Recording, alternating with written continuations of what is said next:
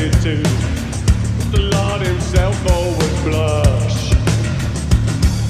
The Countess feast laid at my feet, forbidden fruits for me to eat. But I think your pulse would start to rush.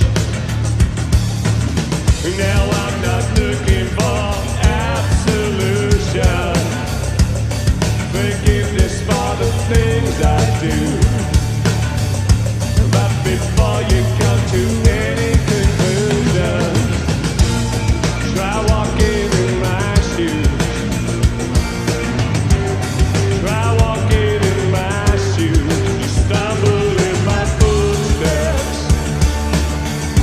Keep the same appointments I get.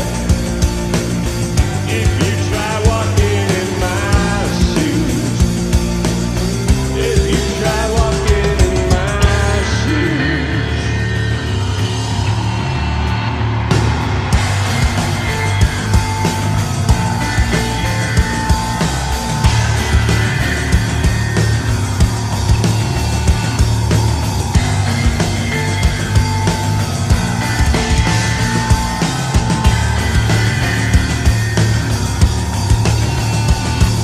Morality was frowned